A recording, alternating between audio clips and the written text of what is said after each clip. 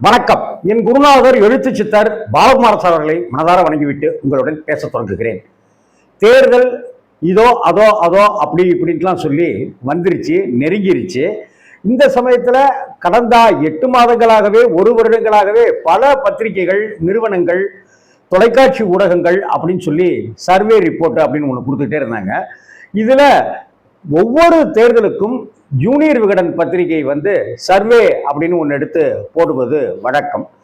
கடந்த ஒரு 4 நாட்களுக்கு முன்னாடி வந்திருக்கிற அந்த ஜூனியர் விகடன் பத்திரிகையில் சர்வே ரிப்போர்ட் அப்படின்னு ஒன்று வெளியிட்டிருந்தாங்க. நான் ஒரு விகடன் வாசகர், விகடனுடைய பத்திரிகையில் பணியாற்றியவன் அப்படின்னெல்லாம் இருந்தாலும் கூட இது நிறைய சந்தேகங்களை எனக்கு எழுப்பியிருக்கு. ஒருவேளை இந்த ஜூனியர் விகடனுடைய கருத்து கணிப்பு சர்வே அது கரெக்டாக தான் இருந்துச்சு அப்படின்னு சொன்னாக்க 1 கிலோவுக்கு சாக்லேட் வாங்கிய விகடனுக்கு தாராளமாக அனுப்புவதற்கு நான் தயாராக இருக்கிறேன். அதே சமயத்தில் இந்த ரிப்போர்ட்டு வேறு விதமாக இருந்தால் ஏன் அப்படி சந்தேகம் உங்களுக்கு அப்படின்னு கேட்டாக்க முழுக்க முழுக்க ஜால்ராவாகவே விஜய்க்கு ஆதரவாகவே ஜூனியர் விகடன் செயல்பட்டு இருக்கோம் அப்படிங்கிற ஒரு சந்தேகம் தான் தொடர்ந்து இருந்துகிட்டே இருக்கு. அதை பற்றி தான் இந்த வீடியோவில் நம்ம விரிவாக பார்க்க போகிறோம்.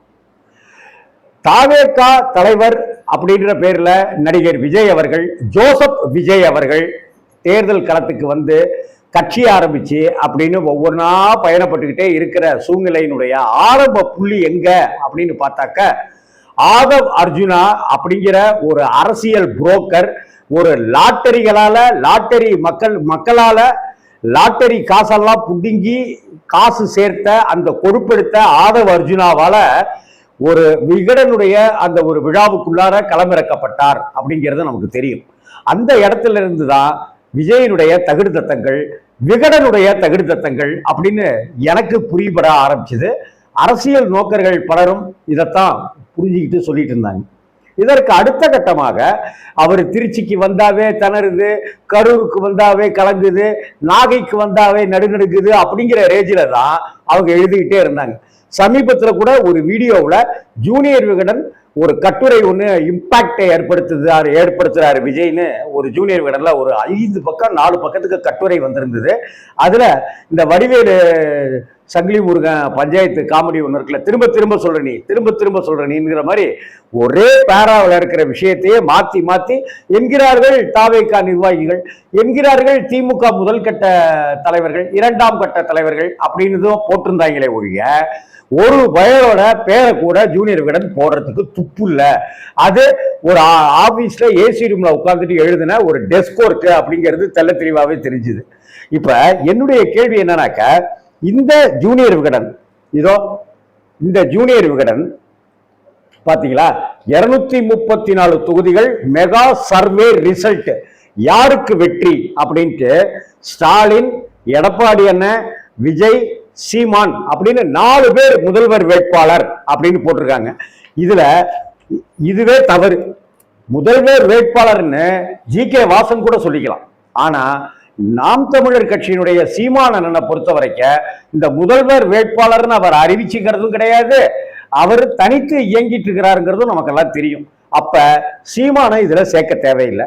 அதே போல ஜூனியர் விகடன் பத்திரிகை ஆரம்ப கட்டத்திலிருந்து கரூர் விஷயமா இருக்கட்டும், திருச்சியில நடந்த விஷயமா இருக்கட்டும், தாவேகா செய்கிற அத்துமீறல்களா இருக்கட்டும், எதை பற்றியுமே துப்பு அப்படின்னா துப்புன்னு அர்த்தம் இல்லை, துப்பு துளைக்கி செய்திகளை வெளியிடவே இல்லை என்பதுதான் நிஜம். எப்படி ஒவ்வொரு ஊருக்கும் கூட்டம் கூட்டினாங்க, ஒவ்வொரு ஊர்லயும் கூட்டம் எந்தெந்த மாவட்டங்கள்ல இருந்தெல்லாம் வந்தாங்க, விஜய் செய்யும் அரசியல் ஆரோக்கியமானதா, நேர்மையானதா, அவர் திமுக மீது பழி போடுறாரு, பிரச்சாரத்தை எங்களுக்கு இடம் தர மாட்டேன்றாங்க, எங்களுக்கு அங்க இடம் தர மாட்டேன்றாங்க, எங்க வீட்டு பனையூர் கக்கூஸ்லயே விஜய்க்கு இடம் தர மாட்டேன்றாங்க அப்படின்னு எல்லாம் விஜய் தரப்பு சொல்லுகிற புகார்களை பற்றி ஒரு வார்த்தை கூட இந்த துப்பு கெட்ட இந்த பத்திரிகை சூவி பத்திரிகை பேசல. அப்படி இருக்கும் பொழுது இந்த சர்வேல அவங்க வெற்றி பெறுவாங்க, இங்க இவங்க வெற்றி பெறுவாங்க அப்படின்னு சொல்லி இதுவரை வந்த அத்தனை கருத்து கணிப்புகள் விவரத்தையும் தாண்டி இவங்க என்ன சொல்றாங்க அப்படின்னாக்க கூட்டணி வாரியா சொல்றாங்களாம். அதாவது இழுபறி நிலையில 27 தொகுதிகள் இருக்குது. நாம் தமிழருக்கு ஒரு தொகுதி கூட கிடைக்காது. அதிமுகவுடைய கூட்டணிக்கு 83 தொகுதிகள் கிடைக்கும். திமுக கூட்டணிக்கு 121 தொகுதிகள் கிடைக்கும். திரும்பவும் சொல்றேன், இந்த ஜூனியர் விகடனுடைய சர்வே ரிப்போர்ட் என்ன சொல்லுதுன்னா, இழுபறி உனக்கா எனக்கா அப்படின்னு 27 தொகுதிகள் இருக்கு. நாம் தமிழர் கட்சிக்கு, சீமானனுடைய கட்சிக்கு ஒரு தொகுதி கூட கிடைக்க வாய்ப்பு இல்லை. சரி, அதிமுக கூட்டணிக்கு 83 தொகுதிகள் கிடைத்து எதிர்கட்சி அந்தஸ்தை பெறும் அப்படின்ற மாதிரி சொல்றாங்க. ஆனால் அதே சமயத்துல திமுக கூட்டணி 121 தொகுதிகள் பெறும் அப்படின்னு சொல்றாங்க. 121, அதிமுக 83 அப்படின்னு சொல்றாங்க. தாவேகா, தமிழக வெற்றி கழகம், அதாவது விஜயோட கட்சி, அதாவது ஜோசப் விஜயோட கட்சி. ஏன்னா அவர் வேட்பாளர் பட்டியலில் ஜோசப் விஜய் தான் கொடுத்திருக்கிறாரு. இனிமேல் ஜனநாயகனுக்கு அடுத்தாப்புல வரக்கூடிய படத்துல எல்லாம் அவர் நடிக்க போறாரு இல்லையா எலெக்ஷனுக்கு பிறகு, அதுல இனிமே ஜோசப் விஜய் அப்படின்னு போட்டாலும் ஆச்சரியம் இல்லை. அவருக்கு 3 தொகுதிகள், 234 தொகுதிகள்ல 233 தொகுதிகள்ல விஜயோட ஆளுங்க நிக்கிறாங்க. புஷி ஆனந்த், நிர்மல் குமார், ஜோசப் விஜய், அப்புறம் யார் இன்னொருத்தர் ஆதவ், செங்கோட்டையன், இவர்களை தவிர்த்து 233 தொகுதிகளில் இருக்கிற ஆளுங்க பல இடங்கள்ல பிரச்சாரம் பண்ணல. விஜய் பிரச்சாரத்துக்கு போகல. வாரம் சனிக்கிழமை சனிய மாதிரி வந்த விஜய், அதற்கப்புறம் எப்பயாவது வருவாரு எப்பயாவது போவாரு இருந்த விஜய், இந்த பிரச்சாரத்துக்கு 234 தொகுதிகளுக்கும் போகாத விஜய், பிளீஸ் பிளீஸ் பிளீஸ் உங்க காலில் விழுந்து கேட்கிறேன், எனக்கு ஒரே ஒரு வாய்ப்பு கொடுங்கன்னு கெஞ்சி பிச்சை கேட்டுட்டு இருக்கிற விஜய் 234 தொகுதிக்கு போக கிடையாது. ஒரு நாள் விட்டு ஒரு நாள் தான் பிரச்சாரத்துக்கு போறாரு. இன்னைக்கு ஒரு ஊருக்கு போய் பிரச்சாரத்துக்கு போறாருன்னா அதை சுத்தி இருக்கிற ஊர்ல தான் அத்தனை தலைவர்களுமே செய்யறாங்க. இப்ப எடப்பாடி என்ன ஊருக்கு போறாருன்னா அப்படியே சுத்தி இருக்கிற 5 மாவட்டங்கள் அப்படின்னு அடுத்தடுத்து பிளான் பண்ணி போயிட்டு இருக்கிறாரு. பிரேமலதா அண்ணியார் அப்படிதான் போயிட்டு இருக்கிறாங்க. திருமானே அப்படிதான் போயிட்டு இருக்கிறாரு. ஏன் ஜி.கே. வாசனே அப்படிதான் போயிட்டு இருக்கிறாரு. இந்த ஜி.கே. வாசன் கிட்ட இருந்தே விஜய் எல்லாம் பாடம் கத்துக்கணும். ஆனா இவங்க எங்கேயுமே போக மாட்டாராம். ஆனா முதலமைச்சர் நாற்காலியே இவருக்கு நொட்டணுமா? இதுக்கு சூவி அப்படிங்கிற இந்த ஒரு பத்திரிகை, பாரம்பரியமான அரசியல் புலனாய்வு, குரலற்றவர்களின் குரல்னு ஒலிக்கிற இந்த பத்திரிகையில தாவேகாவுக்கு 3 சீட்டுன்னு சொல்லியிருக்கு. 3 சீட்டு, முத்தப்பா மாதிரி 3 சீட்டுன்னு சொல்லியிருக்கு. ஆனா அடுத்த 3வது பக்கத்துல இங்க என்ன போட்டிருக்காங்க, தமிழகத்தின் அடுத்த முதல்வராக யார் வர வேண்டும் என்று விரும்புகிறீர்கள்? தமிழகத்துல அடுத்த முதல்வரா யாரு வரணும்னு ஆசைப்படுறீங்க அப்படிங்கிற ஒரு கேள்விய இந்த சூனியர் விகடன் வச்சிருக்குது. அதுல சீமான் அவர்களுக்கு 3% கொடுத்திருக்கு. எடப்பாடி அண்ணனுக்கு, எடப்பாடி தான் எங்களுக்கு அடுத்த முதல்வரா வரணும் அப்படின்னு 25% கொடுத்துருக்கு மக்கள் சொல்றாங்க. அடுத்தாப்புல ஸ்டாலினுக்கு, திமுக தலைவர் ஸ்டாலினுக்கு, இப்ப அரசு ஆட்சியில இருந்த ஸ்டாலினுக்கு, பல கூட்டணி, மெகா கூட்டணி, மகா கூட்டணி எல்லாம் சொல்லிட்டு இருக்கிற ஸ்டாலினுக்கு 28% கொடுத்திருக்காங்க. அடுத்த முதல்வரா எங்களுக்கு சீமான் வரணும் அப்படின்னு 3% கொடுத்திருக்காங்க. அடுத்த முதல்வர் எங்களுக்கு எடப்பாடி தாங்க வேணும் அப்படின்னு 25% கொடுத்திருக்காங்க. அடுத்த முதல்வரா இப்ப இருக்கிற முதல்வர் ஸ்டாலின் தான் எங்களுக்கு வரணும்னு 25க்கு பதிலா 28% கொடுத்திருக்கிறாங்க. எடப்பாடிக்கும் சீமானுக்கும் எடப்பாடிக்கும் இருக்கிற வித்தியாசம் 22%. எடப்பாடிக்கும் ஸ்டாலினுக்கும் இருக்கிற சதவீதம் 3%. 25% எடப்பாடிக்கு, 28% மு.க. ஸ்டாலினுக்கு. அப்ப அடுத்த முதல்வரா யார் வர்றது?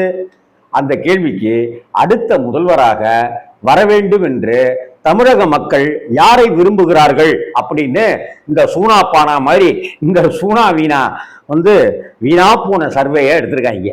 என்னன்னா, விஜய் அவர்கள் முதல்வராக வரணும் அப்படின்னு 44% பேர், 3% சீமான் எங்க, 25% எடப்பாடி எங்க, 28% ஸ்டாலின் எங்க. இதுல 25% எடப்பாடியும் 28% ஸ்டாலினும் ஒரு அழுத்த அழுத்தினாக்க 29%க்கு ஸ்டாலின் போயிடலாம். இன்னும் 2 அழுத்த அழுத்தினாக்க 28%க்கு எடப்பாடி வந்துடலாம்.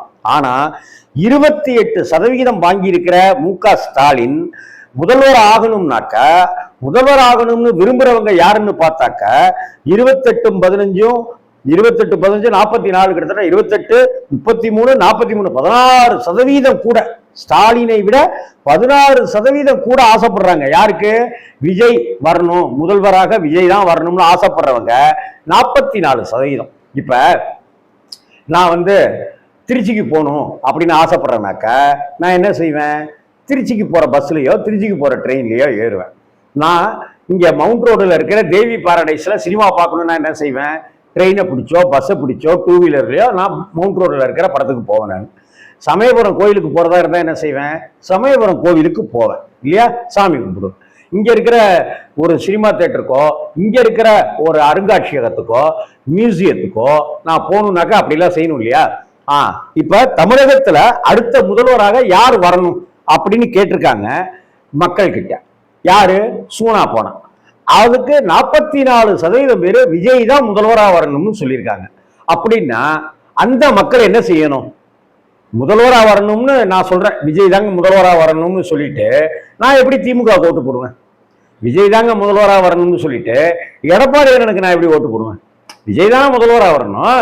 அப்ப விஜய் கட்சிக்கு தானே ஓட்டு போடணும், தாவேக்காரங்களுக்கு தானே ஓட்டு போடணும், தற்குறிகளுக்கு தானே ஓட்டு போடணும், முட்டா பசங்களுக்கு தானே ஓட்டு போடணும், ஆணவத்தோட தெரிகிற விஜய்க்கு தானே ஓட்டு போடணும், அநியாயம் பண்ணிட்டு இருக்கிற விஜய்க்கு தானே ஓட்டு போடணும் அப்படின்னு மக்கள் யோசிக்காம 54% பேரு விஜய் தாங்க முதல்வர் ஆகணும்னு சொல்றாங்களாம். ஆனா விஜய்க்கு ஓட்டு போட மாட்டாங்களாம். 233 தொகுதியில விஜய் கட்சி நிக்குது. ஆனா 233 தொகுதியில 200 தொகுதியை விட்டுருங்க, 30 தொகுதியை விட்டுருங்க, 3 தொகுதியில தான் தாவேகா ஜெயிக்கும்னு இவங்களே போடுறாங்க. அப்படி இருக்கிற சமயத்துல 44% பேரு விஜய் தான் முதல்வராக வரணும்னு எப்படா சொல்லுவாங்க? இப்ப விஜய் தாங்க முதல்வராக வரணும்னாக்க நானு தாவேகா விசிலுக்கு ஓட்டு போடுவேன், என் பொண்டாட்டி என் பசங்க எல்லாத்தையும் சொல்லி ஓட்டு போடுங்கன்னு சொல்லுவேன், நானே பிரச்சாரம் பண்ணுவேன் இல்லையா? அப்ப ஆசை வென்று ஆசை ஒன்று செயல்பாடு ஒண்ணா? விஜய் மாதிரியே விஜய்க்கு ஆசை மட்டும் இருக்கு முதல்வராக உட்காந்துக்கணும்ட்டு. பொண்டாட்டிய காயப்படுத்துவான், பொண்டாட்டிக்கு கடன் கொடுப்பான், பெத்தவங்களுக்கு கடன் கொடுப்பான், பிள்ளைக்கு கடன் கொடுப்பான், மகளுக்கு கடன் கொடுப்பான், அதெல்லாத்தையும் கணக்கு காட்டுவான். டக்கு டக்குன்னு இல்ல இதையும் சேர்த்துக்கங்கன்னு சொல்லிட்டு சமீபத்துல வந்த அந்த வாங்கினாங்க எல்லாம் 6.5 கோடி ரூபாய்க்கு யமன் வாகனம். இத பத்திலாம் எழுதுறதுக்கு இந்த புலனாய்வு பத்திரிகை துப்பு கிடையாது. விஜய பத்தி கடந்த 2 வருடங்கள்ல இந்த புலனாய்வு பத்திரிகை என்னத்தை கிழிச்சிட்டாங்க? ஜால்ரா மேல ஜால்ரா. எத்தனை கோடிகள் கைமாறிச்சா அப்படிங்கறத எனக்கு தெரியாது. நான் சொல்றது தெருக்கோடிகளை, இந்த தெருக்கோடி அந்த தெருக்கோடி, கோடினா கோடி ரூபாயில நினைச்சிடாதீங்க. அப்படிப்பட்ட சூழ்நிலையில இன்னைக்கு இது விலை போய் விட்டது, பாஜகவுக்கு சொம்படிக்குது, சங்கிகளுக்கு பத்திரிகையா இருக்குது, இது ஒரு பிராமண பத்திரிகைன்னு அந்த காலத்துல இருந்து சொல்லிட்டு இருக்கிறதின்படி இப்ப நடந்துட்டு இருக்கா, அல்லது விஜய் அவர்களுக்கு ஒரு பிஆர்ஓ வேலையை இந்த பாரம்பரியமான நிறுவனம் பத்திரிகை நிறுவனம் பார்க்குதா அப்படிங்கிற கேள்வியெல்லாம் ஒரு பக்கம். இன்னைக்கு பத்திரிகை வாங்குறதெல்லாம் குறைஞ்சு போயிடுச்சு, சர்க்குலேஷன் குறைஞ்சு போயிடுச்சு. ஆனா நான் என்னைக்கு நான் வாசகனா படிக்க ஆரம்பிச்சேனோ, ட்ரௌசர் போட்ட காலத்துல இருந்து ஆனந்த விடன் வாங்கிட்டு இருக்கிறேன், டீனேஜ் பருவத்தில இருந்து ஜூனியர் விகடன் வாங்கிட்டு இருக்கிறேன், எல்லாத்தையும் நான் வாங்கிட்டு இருக்கிறேன். இன்னைக்கு நான் காசு கொடுத்து வாங்கிட்டு இருக்கிறேன். நான் ஜூனியர் விகடன் படிக்கலன்னா செத்தா போயிருவேன், விகடன் படிக்கலன்னா செத்தா போயிருவேன் அப்படின்றலாம் கேட்பாங்க. ஆமாண்டா, ஒரு வாரம் விகடன் படிக்கலைனாக்க நான் செத்து போயிருவேன்னு சொல்ற அளவுக்கு தான் இன்னி வரைக்கும் இருக்கேன். ஏன்னா ஐ லவ் விகடன் தாத்தா. உடனே ஜால்ரா தட்டி பாலிஷா பேசுறேன்னு நினைக்காதீங்க. எனக்கு எவனை பத்தியும் பயம் கிடையாது, இன்னும் நிறைய பேசுறதுக்கும் நான் தயாரா இருக்கிறவன். நான் அதை பத்திலாம் கவலையே கிடையாது, என் உயிரே போடான்னு தெரியும், அதுக்காக பயப்படுற ஆளு நான் கிடையாது. அப்படிப்பட்ட ஒரு சூழ்நிலையில தமிழக மக்கள் அடுத்த முதல்வரா யார் வரணும்னு விரும்புறீங்க அப்படின்னு இந்த சூனாப்பானா சூனியர் விகடன் கேட்குமா? அதுக்கு 44% பேர் விஜய் தான் வரணும்னு சொல்லுவாங்களாம். ஆனா சர்வேல தமிழகத்தில் எந்த கட்சி வெற்றி பெறும் அப்படின்னு கேட்டதுக்கு 36% பேரு திமுக கூட்டணின்னும், அதிமுக கூட்டணி தான் வெற்றி பெறும்னு 33%, தாவேகா தாங்க ஜெயிக்கும்னு 27% சொல்லியிருக்காங்களாம். எப்படி 27% இங்க வருது? 44% எப்படி இங்க 27% மாறுது? தமிழகத்துல தேர்தல் முடிவு எப்படி இருக்கும் அப்படின்னாக்க தனி கட்சி ஆட்சி அப்படின்னு போட்டு 55% போட்டிருக்காங்க. கூட்டணி ஆட்சி தான் அமையும்னு 32% இருக்கு. தொங்கு சட்டமன்றம் தான் வரும்னு 12% சொல்றாங்க. ஆக இதுல சூசகமா என்ன சொல்றாங்க, திமுக தான் ஆட்சிக்கு வரும் அப்படிங்கிறத சூசகமாவே தெரியப்படுத்துறாங்க. நேரடியா சொன்னாக்க திமுகவுக்கு அது ஒரு பெரிய பாதகமாக அமையாம போயிடும் அப்படிங்கிறதுக்காகவே இதையெல்லாம் போட்டு ஒரு 75 வருட கட்சி இதுவரைக்கும் ஒவ்வொரு தொகுதியிலேயே நின்று ஜெயிச்சவர், எடப்பாடியில நின்று தொடர்ந்து ஜெயிச்சுட்டு இருக்கிற எடப்பாடி பழனிசாமி ஒவ்வொரு விசா காலத்துக்கு முன்னாடியிலேயே கட்சியில இருந்து படிப்படியாக முன்னுக்கு வந்தவர். சினிமா துறையில ஒரு ஒரு ஒரு சாதனையை படைச்சிட்டு இன்னைக்கு அரசியல்ல தனி மனிதனா நின்று ஒரு பெருங்கூட்டத்தையே இளைஞர் படையை உருவாக்கி இருக்கிற சீமானண்ண இவங்களை விட விசை சோசப்பு விசை அம்புடு பெரிய மனுஷனாடா நீனு, காரி துப்ப வேணாம் இந்த பத்திரிகை. இப்படிப்பட்ட ஒரு நடிகர் தலைவரா இருக்கிறது இது அதிகாரத்துக்கு நல்லது இல்லை, ஆட்சிக்கு நல்லது இல்லை, தமிழ்நாட்டுக்கு நல்லது இல்லை. இப்படி ஒரு தற்கொலை கூட எனக்கு என் புருஷனை விட என் பொண்டாட்டியை விட எனக்கு விஷயம் தான் ரொம்ப பிடிக்கும் ஒரு பொண்டாட்டி சொல்றேன். நாங்க அக்காவா இருக்கிறோம், விசைக்கு தங்கச்சியா இருக்கிறோம், ஏன் விசைக்கு நாங்க பொண்டாட்டியா கூட இருக்கிறோம் அப்படின்னு சொல்றான். விசைக்கு எங்க வீட்டுல 9 ஓட்டு இருக்கு, விஜய்க்கு தான் போட சொல்லியிருக்கேன், போடல எல்லாருக்கும் விஷம் வச்சு கொண்டுடுவேன்னு சொல்ற அளவுக்கு இந்த விஜய் தற்கொலை கூட்டங்களே வளர்த்து வச்சுட்டு தெரிகிறான். இது எந்த ஒரு கேவலமான மனோநிலை அப்படிங்கிறத பத்தி ஒரு வரி கூட இந்த ஜூனியர் விகடன்கிற எனக்கு பிடித்த தமிழக மக்களுக்கு பிடித்த ஒரு பாரம்பரியமான புலன் ஆய்வு பத்திரிக்கை கேள்வியை கேட்கல. விஜய் ஏன் கேள்வி கேட்கலப்பா அப்படின்ற கேள்வியை நாம கேட்க வேண்டிய இடத்துல இன்னைக்கு இருக்கு. குரலற்றவர்களின் குரல் அப்படின்னு தலைப்பு வச்சுட்டு கீழே வச்சுட்டு உங்ககிட்ட நாங்க குரல் கொடுத்து கேட்கிறோம், ஏன் விஜய் நீங்க எதிர்க்கவே இல்லை, ஏன் கரூர் ஸ்டாம்பேடுக்கு என்ன காரணம்னு இதுல தெளிவாவே சொல்லல. என்ன காரணம்? ஒவ்வொரு தருணத்திலையும் ஏதோ ஸ்டாலினும் மற்றவர்களும் என்ன உட்கார்ந்து பேசுறாங்கன்றத அவங்க டேபிள்லயே உட்கார்ந்து பேசுற மாதிரி மட்டும் கரகரையா எழுத தெரியுது அந்த கழுகாருக்கு. அது எப்படி? சரி, இந்த பத்திரிகையை பத்தி விடுங்க, அது வேற விஷயம். அடுத்த முதல்வர் யார்? விஜய் தான் அடுத்த முதல்வரா வரணும்னு மக்கள் ஆசைப்படுறாங்கனாக்க அந்த ஆசைப்படுற விதமா தானே ஓட்டு போடணும். இதுலயே உங்களுக்கு ஸ்ட்ராட்டஜி தெரியுதா? அடுத்த முதல்வரா வரணும்னாக்க நான் கவுண்டமணி அண்ணன் வரணும் அப்படின்னு கூட தான் நான் சொல்லுவேன். நான் யோசிச்சு பாருங்க, அடுத்த முதல்வரா வரணுங்கிறது ஒருத்தர் முடிவு பண்ணா போதுமா? அடுத்த முதல்வராக வரணும்னு 54% பேர் நினைக்கிறாங்கனாக்க விஜய் முதல்வராக வரணும்னு விஜய்க்கு மட்டும் ஓட்டு போட்டா போதுமா? இந்த விஜய் 2 தொகுதியில நிக்கிறாரு, 2 தொகுதியிலுமே ஜெயிக்கிறதா இது போட்டிருக்கு. ஆனா திருச்சியை பொறுத்த வரைக்கும் சொந்த ஊர் எனக்கு, பெரம்பூர் போயிட்டு வந்த 4 நாளைக்கு முன்னாடி. திருச்சியினுடைய கலவரம் வேறையா இருக்கு. திருச்சியில விஜய்க்கு வேலை பார்க்கறதுக்கு அங்க நாதியே கிடையாது, கட்சியே கிடையாது. செங்கோட்டையன் ஜெயிக்கிறதே பெரும்பாடா இருக்கு. அப்படிப்பட்ட ஒரு சூழ்நிலையில விஜயே 2 தொகுதியில நின்னாக்கா அவங்க என்ன சொல்றாங்க, கிழக்கு தொகுதியிலனாக்கா ஏங்க 2 தொகுதியிலுமே ஜெயிச்சிட்டாருனாக்க ஏதாவது ஒரு தொகுதியில அவர் ராஜினாமா பண்ணி ஆகணும்ல. அது எங்க தொகுதியா இருந்துருச்சுனாக்கா எங்களுக்கு அசிங்கமா இருக்கும். திருச்சி கிழக்கு தொகுதிக்காரர்களுடைய மனநிலையா இருக்கு. அப்ப எங்க தொகுதியில அவர் ஜெயிச்சுட்டு ஒருவேளை எங்க தொகுதியில ராஜினாமா பண்ணிட்டாருன்னா எப்படி இருக்கும் அப்படின்னு பெரம்பூர் மக்களுடைய மனநிலை. ஆக மொத்தத்துல 2 தொகுதியிலையும் பட்டை நாமம் போடுகிற நிலைமையில தான் இன்றைய சூழ்நிலை கள நிலவரம் இருக்கு. ஆனா பாப்போம், இன்னும் நிறைய விவரங்கள் பத்திரமா எடுத்து வச்சிருக்கேன். இது வரைக்கும் ஜூனியர் விகடன்ல விஜய் பற்றி ஜால்ரா போட்டு வந்த கட்டுரைகள் எல்லாத்தையும் பத்திரப்படுத்தி வச்சிருக்கேன். நான் பாப்போம் இந்த தேர்தல் முடிவுகள் என்ன சொல்லுது அப்படின்னு சொல்லி. வணக்கம்.